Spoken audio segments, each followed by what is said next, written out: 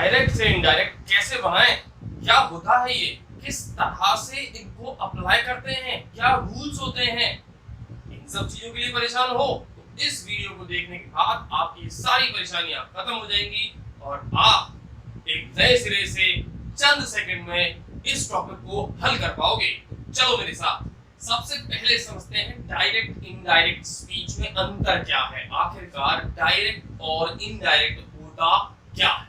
देखिए, स्पीच का मतलब होता है वो स्टेटमेंट जो कि कोई आदमी बोलता है, कोई पर्सन देता है। तो उस स्पीच को हम दो भागों में बांटते हैं। पहला होता है डायरेक्ट और दूसरा होता है कौन सा, इनडायरेक्ट। कौन सा, इनडायरेक्ट स्पीच। अब इनडायरेक्ट और डायरेक्ट स्पीच में अंतर क्या है, देखिए मान लेते हैं ए कोई आदमी है और बी दूसरा।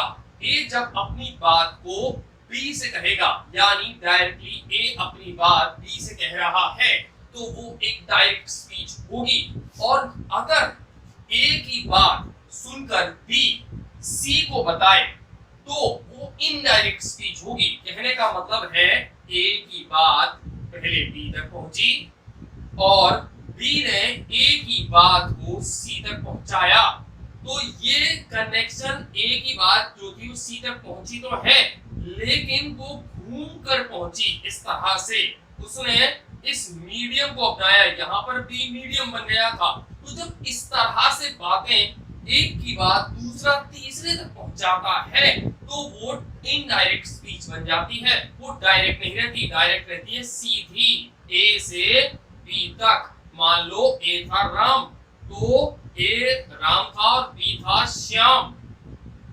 ए की बात यानी राम की बात श्याम तक डायरेक्ट पहुंच रही है तो कोई दिक्कत नहीं है, वो डायरेक्ट स्पीच कहलाएगी। अगर क्या कहते हैं ए की बात बी से होते हुए सी तक जा रही है तो वो एक इनडायरेक्ट स्पीच बन जाती है। तो इस तरह से आप समझ गए होंगे कि डायरेक्ट और इनडायरेक्ट स्पीच में आखिरकार अंतर क्या है। अब देखिए आगे, अब आगे की बात को, आगे के मसले को समझते हैं कि होता क्या है। ऐसा होता है, समरी के हिसाब से हम ये कह सकते हैं कि A says to B तो वो डायरेक्ट स्पीच है, और अगर B ट्रांसफर्स A's मैसेज, जब A का मैसेज B ट्रांसफर करता है किसके पास, C के पास, तो वो हो जाएगी इनडायरेक्ट स्पीच। अब इनको बनाना कैसे है, कौन कौन से रूल्स इसमें लगते हैं और क्या क्या इसके अंदर के कंपोनेंट होते हैं उसको समझते हैं।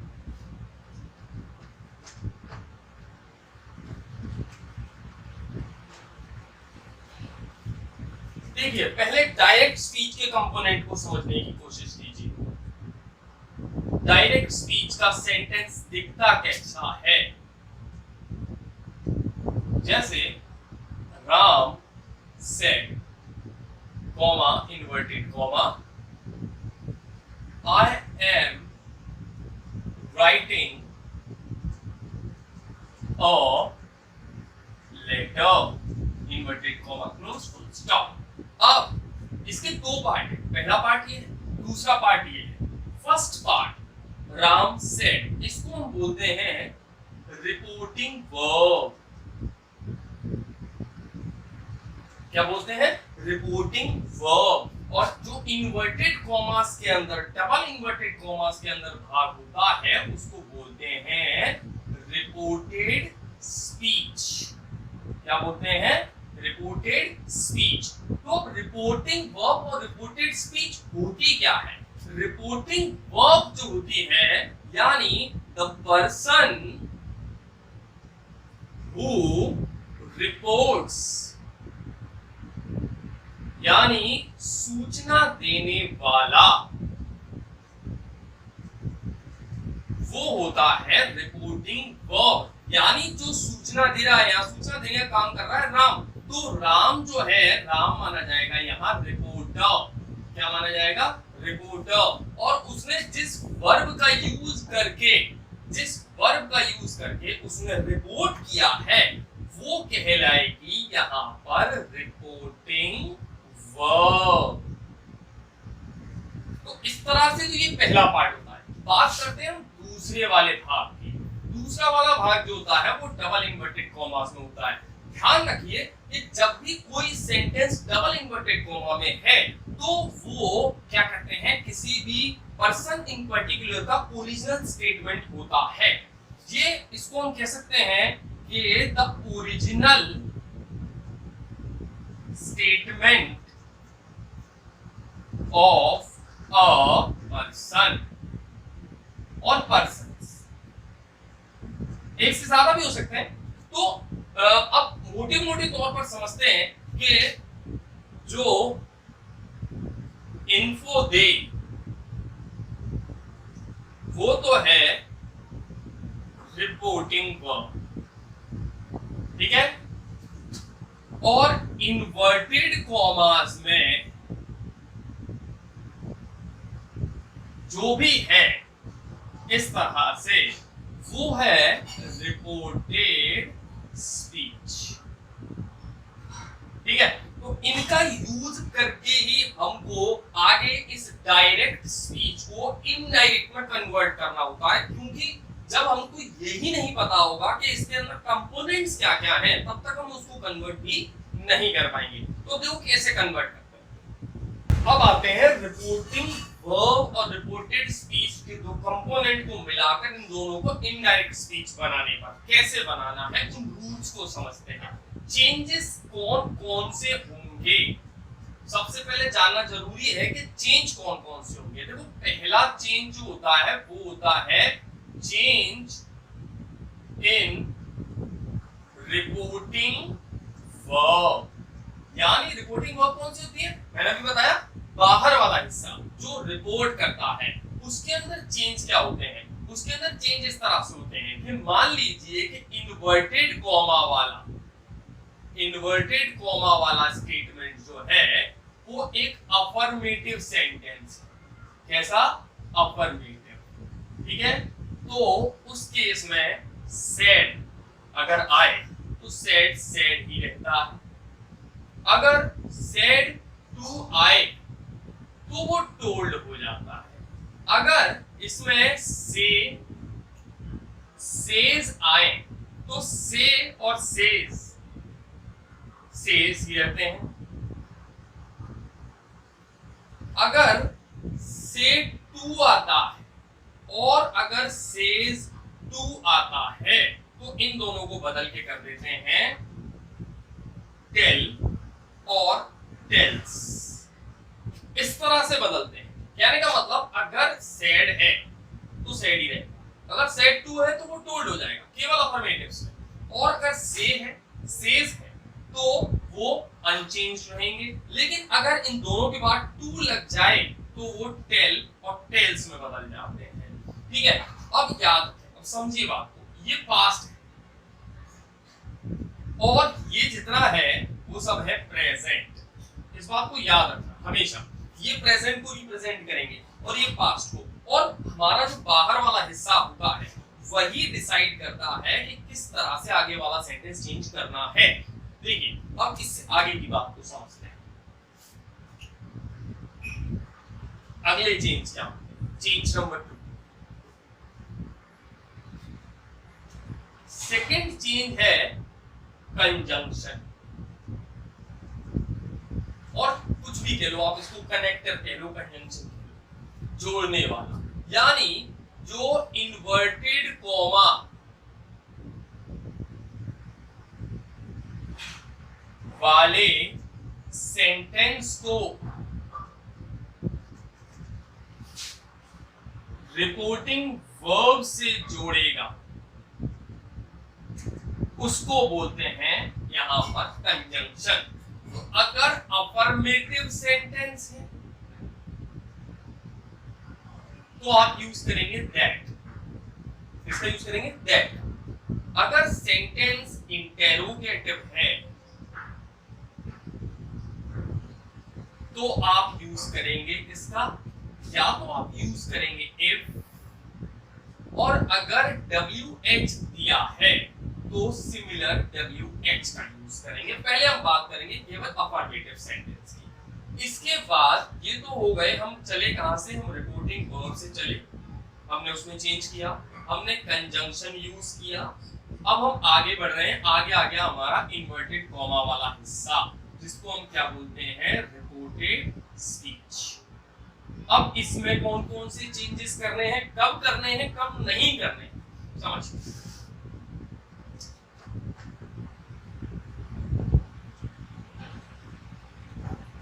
रिपोर्टिंग वर्ब में जो चेंज होंगे, चेंज इन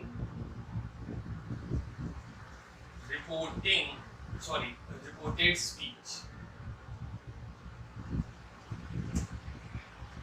रिपोर्टेड स्पीच के चेंज कौन कौन से, देखें।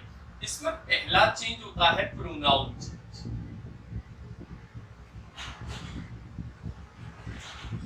दूसरा चेंज होता है वर्ब चेंज, तीसरा चेंज होता है adverb change. Pronoun change, verb change और एडवर्ब चेंज। अब इनको डिटेल्स में मैं समझाता हूं किस तरह से। अब तक आपने ये नोट कर लिया होगा कौन कौन से चेंज करने हैं।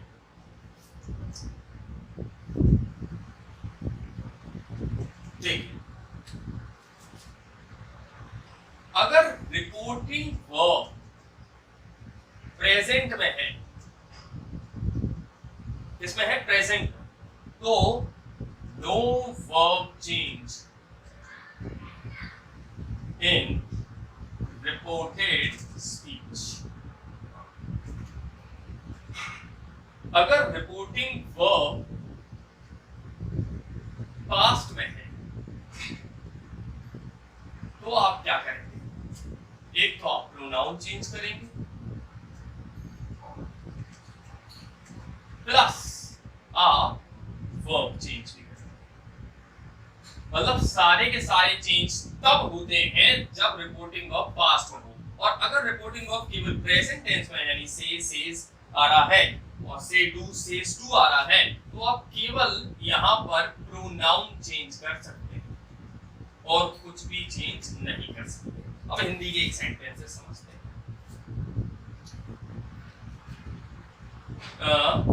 श्याम ने कहा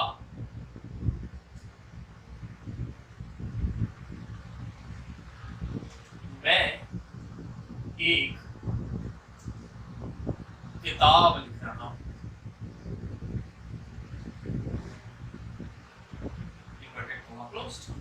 ये बाहर वाला भाग रिपोर्टिंग वर्ब, ये अंदर वाला भाग रिपोर्टेड स्पीच। ठीक, अब क्या करना है, ये श्याम ने कहा किसी से, ये डायरेक्ट स्पीच है क्योंकि इन्वर्टेड कोमा में है तो डायरेक्ट स्पीच है। अब इसको इनडायरेक्ट में जो चेंज कर रहे हैं तो क्या होगा, श्याम ने कहा मैं एक किताब लिख रहा हूं और मेरे को ये बात पता है, मैं किसी को बताना चाहता हूं, तो मैं क्या करूंगा, श्याम ने कहा या बताया कि वो एक किताब लिख रहा है। ठीक है, तो इस तरह से हम चेंज करें, या वो एक किताब लिख रहा था। कॉमन सेंस है, कॉमन सेंस के हिसाब से आपको देखना है कि आप जब किसी की बात सुनकर दूसरे तक पहुंचाते हो तो उस सेंटेंस के अंदर क्या ऑल्टरेशन, क्या चेंजेस हम करते हैं। यहां एक बात क्लियर होगी, the message of the sentence must not change. Must इसलिए लगा है कंपल्सरी, मैसेज जो है सेंटेंस का वो बिल्कुल भी चेंज नहीं होगा, ये आप ध्यान रखें। अब मैं एक एक चेंज को समझा रहा हूं।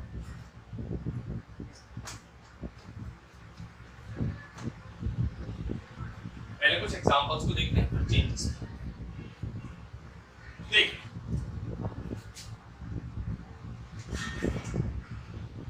he said I am writing a book। Inverted comma. पहला है हमारे पास क्या, रिपोर्टिंग वर्ब, तो उसका सब्जेक्ट अनचेंज रहता है, उसको नीचे लाते हैं। सेड दिया है, जैसा मैंने बताया कि अंदर अफर्मेटिव है, अफर्मेटिव होने की वजह से यहाँ पर हम सेड को चेंज नहीं कर सकते क्योंकि सेड के बाद टू नहीं दिया है, तो सेड यहाँ आ गया।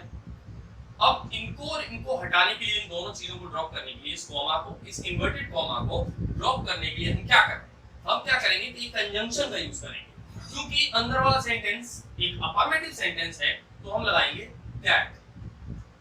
लग गया?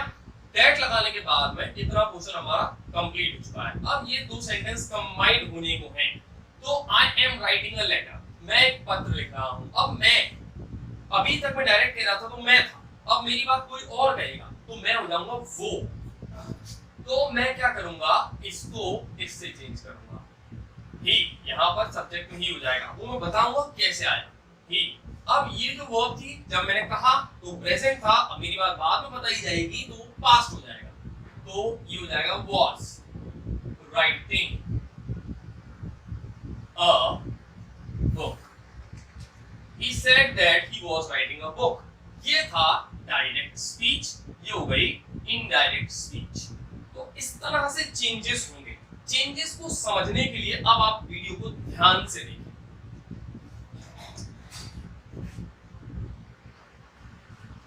पहले आप समझते हैं प्रोनाउन चेंज।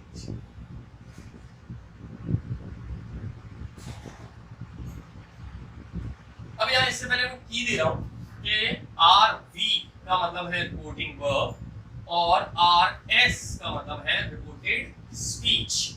देखो अब क्या होगा कि रिपोर्टेड स्पीच का जो फर्स्ट पर्सन है, फर्स्ट पर्सन, वो चेंज होगा रिपोर्टिंग वर्ब के सब्जेक्ट के अकॉर्डिंग। ठीक है?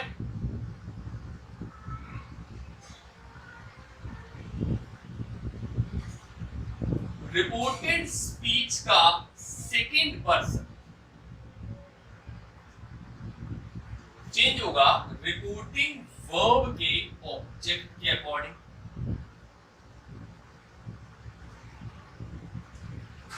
और रिपोर्टेड स्पीच का थर्ड पर्सन जो है वो रिपोर्टिंग वर्ब में अनचेंज्ड रहता है, सॉरी अनचेंज्ड रहेगा, यानी थर्ड पर्सन नहीं बदलता। अब first person, second person, third person होते क्या है, ब्रीफ में समझो। फर्स्ट पर्सन, सेकंड पर्सन और थर्ड पर्सन। हमारे पास किस होता है, सब्जेक्ट, ऑब्जेक्ट, पजेसिव एडजेक्टिव और पजेसिव प्रोनाउन। ये ऑब्जेक्टिव केस।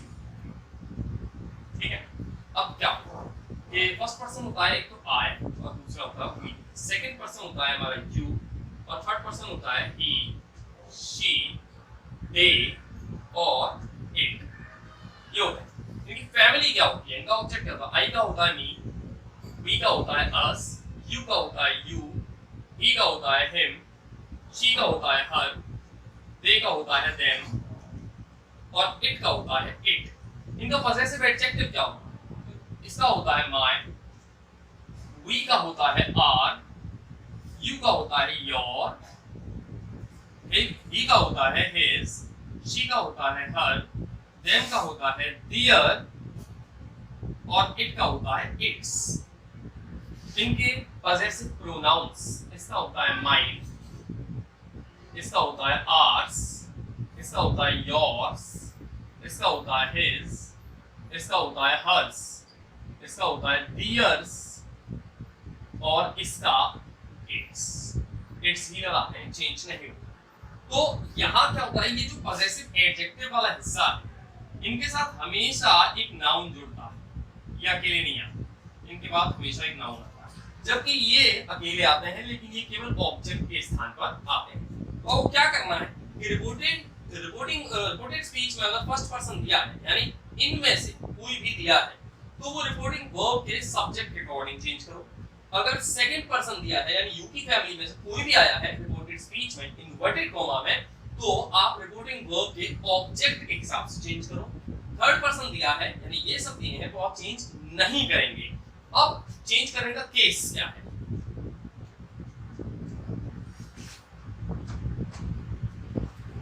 चेंज करने का केस इस तरह से है कि सब्जेक्ट को अगर बदल रहे हो तो सब्जेक्ट से बदलो ऑब्जेक्ट को बदल रहे हो तो ऑब्जेक्ट से बदलो, पजेसिव एडजेक्टिव को बदल रहे हो तो केवल पजेसिव एडजेक्टिव से बदलो, और पजेसिव प्रोनाउन को बदल रहे हो तो केवल पजेसिव प्रोनाउन ही आएगा।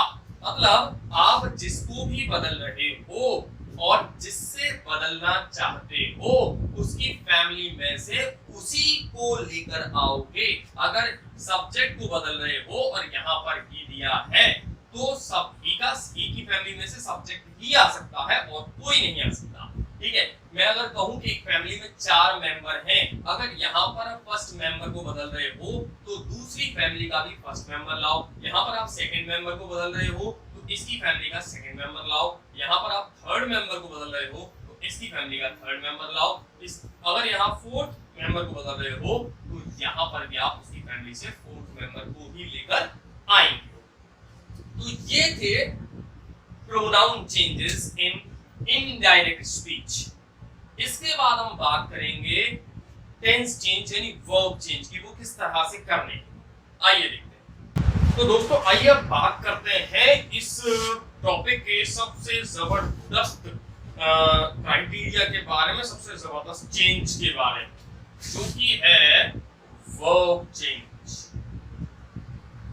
अब तक ये बहुत डरावना लगता था, अब लगता था कि कैसे, कौन सी वर्ब आई है, कैसे चेंज करें, और अब चेंज करना बहुत आसान होने वाला है। बने रहिए मेरे साथ। देखिए, चेंज करने को मैं 3 अलग अलग कैटेगरी में बांट रहा हूं और इन 3 स्टेप्स के बाद आपको कोई दिक्कत ही नहीं आने वाली। बने रहे। देखिए, नंबर 1, एक रूल याद है कि अगर रिपोर्टिंग वर्ब प्रेजेंट टेंस में है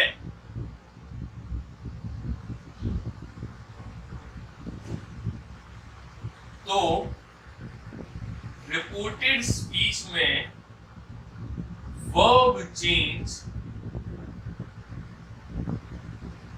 नहीं होगा, केवल प्रोनाउन चेंज होगा।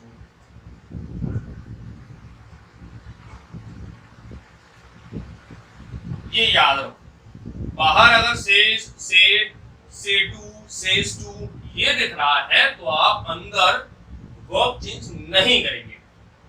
अब क्या करना है, अब कैसे चेंज क्या होगा, चेंज इस तरह से होगा। रूल नंबर 1, अगर रिपोर्टेड स्पीच यानी इन्वर्टेड कॉमा वाला हिस्सा, इस तरह वाला जो हिस्सा था हमारा, ये जो हिस्सा है, ये हिस्सा इसमें है प्रेजेंट टेंस में,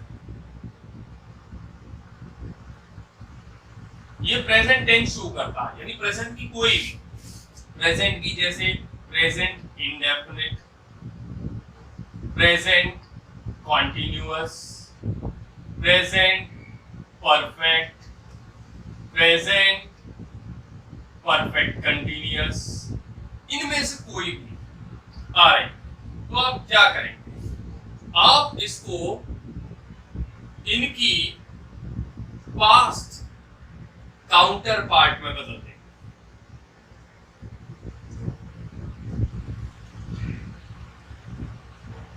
पास्ट काउंटर पार्ट यानी प्रेजेंट इंडेफिनिट की पास्ट काउंटर का पार्ट क्या होगी, पास्ट इंडेफिनिट। प्रेजेंट कॉन्टिन्यूअस की पास्ट काउंटर पार्ट क्या होगी, इसकी होगी पास्ट कंटिन्यूअस। प्रेजेंट परफेक्ट की क्या होगी, पास्ट परफेक्ट। और प्रेजेंट परफेक्ट कंटिन्यूअस की क्या होगी, पास्ट परफेक्ट कंटिन्यूअस। यानी आपको इनको तो एक जैसा रहने देना है, आपको केवल ये वाला जो हिस्सा है, ये जो प्रेजेंट वाला हिस्सा है, इसकी जगह आपको लगा देना है पास्ट, और उसी टेंस के नियम को आपको अप्लाई करना है। यानी प्रेजेंट इंडेफिनिट आई तो वो हो जाएगी पास्ट इंडेफिनिट, अगर प्रेजेंट कॉन्टिन्यूअस आई तो वो हो जाएगी पास्ट कॉन्टिन्यूअस, अगर प्रेजेंट परफेक्ट आई तो हो जाएगी पास्ट परफेक्ट।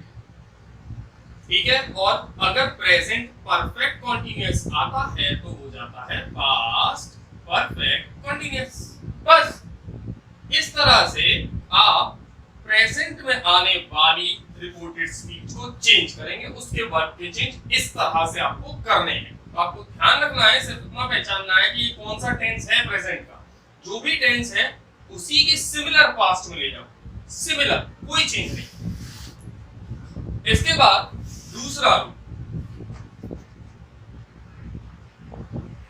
अगर वीडियो पसंद आ रहा हो तो जरूर लाइक करें अभी और सब्सक्राइब जरूर करें। देखिए, अगर रूल नंबर 2 की बात करूं, रूल नंबर 2, अगर रिपोर्टेड स्पीच जो है वो पास्ट टेंस शो कर रही है, ठीक है, रिपोर्टेड स्पीच इन्वर्टेड कोमा वाला हिस्सा पास्ट टेंस शो कर रहा है, तो आपको करना क्या है, छोटा सा रूल है, एक पैटर्न अपनाना है। हर टेंस के अंदर 4 कैटेगरी होती है, 4 टेंस होते हैं। कितने होते हैं? 4, 1 2 3 एंड 4। मान लो ये थी पास्ट में आ रही है, तो ये थी पास्ट की इंडेफिनिट, ये थी पास्ट की परफेक्ट, सॉरी कंटीन्यूअस, ये थी पास्ट परफेक्ट और ये थी पास्ट परफेक्ट कंटीन्यूअस। ये थी। आपको चेंज कैसे करना है? चेंज आपको ऑड टू ऑड करना है, even to even, odd to odd. 2 odd number कौन कौन से हैं? ये दोनों। तो आपको इस तरह से चेंज करना है, यानी इस तरह से पास्ट इंडेफिनिट बन जाएगी पास्ट परफेक्ट, और पास्ट कंटीन्यूअस जो है वो बन जाएगा पास्ट परफेक्ट कंटीन्यूअस, यानी even to even, odd to odd. समझ में आया? ये सेकंड चेंज था, नोट कर लेना। इसके बाद तीसरा रूल क्या कहता है? तीसरा रूल देखें तो तीसरा रूल जो है वो कहता है कि अगर मॉडल ऑक्सिलरी आई है, ठीक है, यानी मॉडल्स आए जैसे कैन, ठीक है, मे, विल, शैल, ये सब आ गए हैं, तो करना क्या है कि आपको मॉडल को उसकी पॉसिबल सेकेंड फॉर्म में बदलना, केवल बस आपको मॉडल को उसकी पॉसिबल सेकेंड फॉर्म में चेंज कर देना है। जैसे मान लो कैन आ गया तो उसकी पॉसिबल सेकेंड फॉर्म क्या है? गुड, ठीक है। मे आ गया तो मे की पॉसिबल सेकेंड फॉर्म क्या है? माइट, ठीक। अगर आपके सामने विल आ गया तो विल किस में चेंज होगा? सेकेंड फॉर्म में, उसकी होती है वुड, ठीक है। और शैल आ गया तो शैल की होती है शुड। अगर मस्ट आ गया तो मस्ट को चेंज करोगे आप हैड टू। बस वर्ब चेंज कंप्लीट। 3 स्टेप ध्यान रखने, ये याद रखना है कि रिपोर्टेड स्पीच यानी इन्वर्टेड कोमा वाला भाग कौन सी टेंस में है? प्रेजेंट में है तो सिमिलर पास्ट में बदल दो, अगर पास्ट में है तो आप उसको odd to odd, even to even ले जाओ, फर्स्ट को थर्ड में, सेकंड को फोर्थ में बदल दो। इसके बाद अगर मॉडल ऑक्सिलरी दे रखी है तो आप मॉडल को उसकी सेकंड फॉर्म में चेंज कर दो, क्योंकि इन्हीं मॉडल्स की सेकंड फॉर्म बन सकती है, बाकियों की बनती ही नहीं, ठीक है। तो ये थे रिपोर्टेड स्पीच में होने वाले वर्ब चेंज। अब एडवर्ब चेंज की बात कर लेते हैं। Adverb change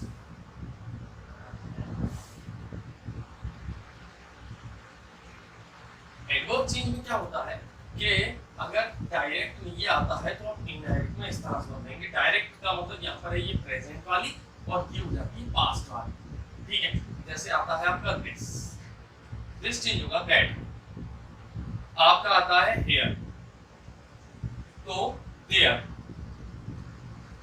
now, then, just, then में, ago, before में,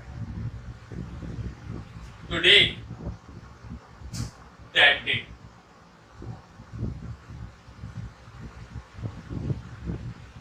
yesterday, the last day, or previous day, last, previous, इस तरह से चेंज। टुमारो आ गया, मान लो फ्यूचर टुमारो आता है, तो अब क्या करेंगे, द नेक्स्ट डे, इसमें चेंज करेंगे। तो इस तरह से एडवर्ब चेंज हो जाएंगे। अगर आपको इन्वर्टेड कॉमा में ये एडवर्ब देती है तो आप इनको इसमें चेंज करेंगे, केवल तब करेंगे जब क्या दिया हो, पास्ट टेंस दिया, बस तभी चेंज होगा। इसके बाद कुछ एक्सरसाइज देख लेते हैं। ये तो हो गए सारे रूल्स, एक्सरसाइज देखते हैं। Number 1, he says, comma inverted comma, I will see you. Okay, तो he, क्योंकि ये प्रेजेंट में है और says है, इसके पास टू नहीं लग रहा है, तो as it is आएगी। says ये कनेक्ट होगा that से, क्योंकि ये एक कैसा सेंटेंस है, अफर्मेटिव सेंटेंस है। I क्या है, फर्स्ट पर्सन है। आपको क्या करना है, फर्स्ट पर्सन को सब्जेक्ट से बदलना है, रिपोर्टिंग वर्ब के। ही दे रखा है, I अपनी फैमिली में फर्स्ट नंबर पर आता है, सब्जेक्ट है, तो इसकी फैमिली से भी फर्स्ट मेंबर लेकर आओ। ही, टेंस चेंज नहीं होगा क्योंकि बाहर प्रेजेंट है। ही विल सी यू, कौन सा पर्सन है, सेकंड पर्सन है। मैंने बताया सेकंड पर्सन ऑब्जेक्ट से चेंज होता है, ऑब्जेक्ट कुछ नहीं है तो अपनी तरफ से मान लो। यहाँ पर मैंने मान लिया, मान लो मी, तो मी के अकॉर्डिंग चेंज करूंगा। तो यू जो है अपनी फैमिली का थर्ड मेंबर ऑब्जेक्ट है, तो मी जो है वो भी अपनी फैमिली में ऑब्जेक्ट है, तो यहाँ आ जाएगा me.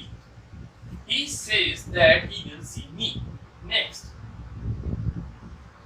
Raj said to me, comma inverted comma, I can solve the question. Raj said to they रखा, सेड टू रूल्स के अकॉर्डिंग टोल्ड में चेंज होगा। ऑब्जेक्ट रखा मी, कॉमा इन्वर्टेड कॉमा हटाकर अफर्मेटिव सेंटेंस होने की वजह से लगाया that. Okay, that I, first person, similar rule, Raj एक लड़का है, लड़के के लिए प्रोनाउन क्या लगेगा, he. Can, second form, could, verb, solve the question, change हो गया। तो इस तरह से किसी भी सेंटेंस को आप इन रूल्स को अपनाकर फॉलो करके चेंज कर सकते हो। अगर आपको मान लो कोई इंटेरोगेटिव सेंटेंस बनाना है, जैसे तीसरा सेंटेंस लेता हूं मैं, he said,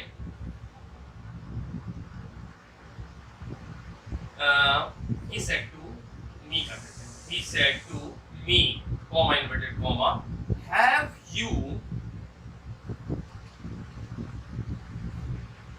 finished your work, question mark inverted comma closed। अब इसका एक रूल समझ लो कि अगर इन्वर्टेड कॉमा के अंदर इंटेरोगेटिव सेंटेंस है तो वो डायरेक्ट से इनडायरेक्ट बनते समय एक अफर्मेटिव सेंटेंस में कन्वर्ट हो ही जाएगा। कभी भी इनडायरेक्ट स्पीच में और कोई टाइप का सेंटेंस होता ही नहीं है सिवाय अफर्मेटिव के। याद रखना इस बात को। क्या करना है कि ही यहाँ सेड है, इंटेरोगेटिव सेंटेंस के अंदर जो सेड होता है या सेड टू होता है, उन दोनों को ही हम आस्क में चेंज करते हैं। इसमें चेंज करते हैं आस्क। तो ही आस्क मी, यहां पर हटाया, ये देखा, इनको हटाना है तो अब ये इंटेरोगेटिव है तो हम, मैंने बताया था आपको, इफ लगाएंगे।